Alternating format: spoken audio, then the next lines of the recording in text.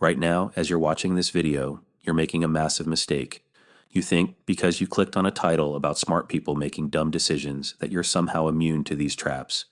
That confidence you feel, that certainty that you'll recognize these biases when they happen to you, that's your first cognitive bias at work, and it's about to cost you.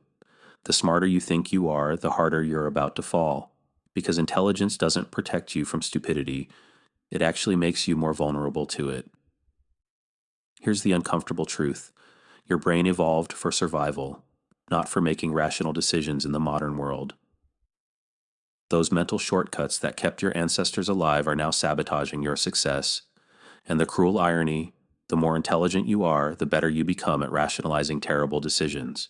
You have more knowledge to draw from, more sophisticated reasoning skills to justify your mistakes, and more confidence in your flawed conclusions. Intelligence becomes the very weapon your biases use against you. Today, we're going to expose the 7 most dangerous cognitive traps that ensnare brilliant minds and show you how to escape them. Let's start with the Dunning-Kruger Effect, the bias you just experienced in the hook. This psychological phenomenon reveals that people with limited knowledge in a domain overestimate their competence, while experts underestimate theirs. But here's where it gets twisted for smart people. You're not incompetent overall, so you assume your intelligence transfers to every domain. You're a brilliant engineer, so you think you understand economics. You're a successful doctor, so you believe you can pick stocks.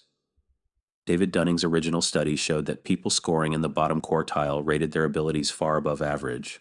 But the real trap for intelligent people is that your genuine expertise in one area creates blind confidence in others. You have just enough knowledge to be dangerous, and just enough success to ignore the warning signs. Next is confirmation bias. And smart people are the worst offenders. You don't just seek information that confirms your beliefs. You weaponize your intelligence to destroy contradictory evidence. When a regular person encounters the information that challenges their view, they might ignore it. When you encounter that same information, you systematically demolish it with sophisticated arguments, complex reasoning, and selective fact-checking. You become a lawyer for your existing beliefs, not a scientist seeking truth. The Yale study by Dan Kahan showed that people with higher analytical thinking skills were actually more likely to interpret data in politically biased ways. Your intelligence doesn't make you more objective. It makes you more dangerous to yourself. You can out-argue anyone, including the voice in your head trying to tell you you're wrong. Then there's the sunk cost fallacy, where your analytical skills become your prison. You've invested time, money, or ego into a decision, and your brilliant mind constructs elaborate justifications for continuing.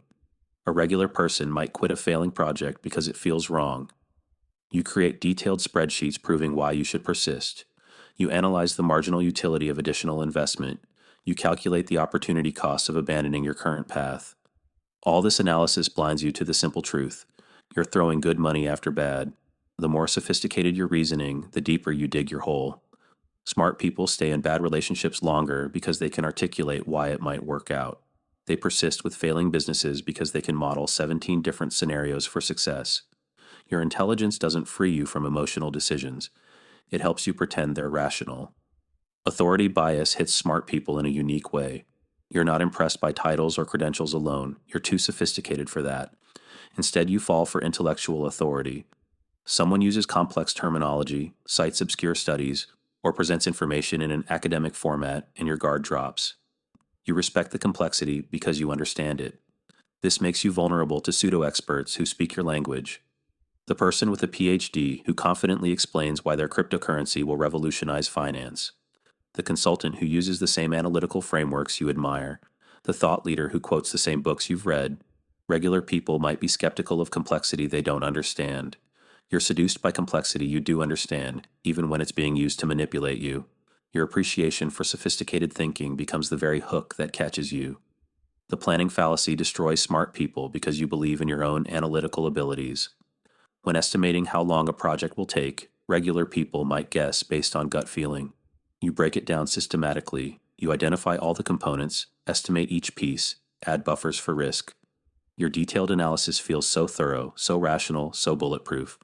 But Daniel Kahneman's research showed that even when people know about the planning fallacy, they still fall for it. Your intelligence makes you overconfident in your ability to predict the future.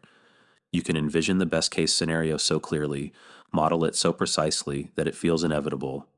Meanwhile, you consistently underestimate the chaos of reality. Every smart person has a graveyard of projects that were supposed to take just a few weeks but consume months or years. Your analytical skills aren't protecting you from optimism bias, they're amplifying it. So, how do you escape these traps? First, embrace intellectual humility. The smartest thing you can do is admit how much you don't know. Second, actively seek disconfirming evidence. Treat your beliefs like hypotheses to be tested, not truths to be defended. Third, use structured decision making processes that force you to consider multiple perspectives. And finally, remember that being smart means being smart enough to know when you're being stupid. Your intelligence is a tool, but like any tool, it can be misused. The difference between wisdom and intelligence is knowing when not to use your brain's full power, when to step back and question your own reasoning. Now, if this video opened your eyes to how your own mind might be betraying you, do me a favor. Hit that like button and subscribe with notifications on. Because the more you understand about cognitive biases, the better equipped you'll be to make truly intelligent decisions. And trust me, your future self will thank you for every bias you learn to recognize and overcome.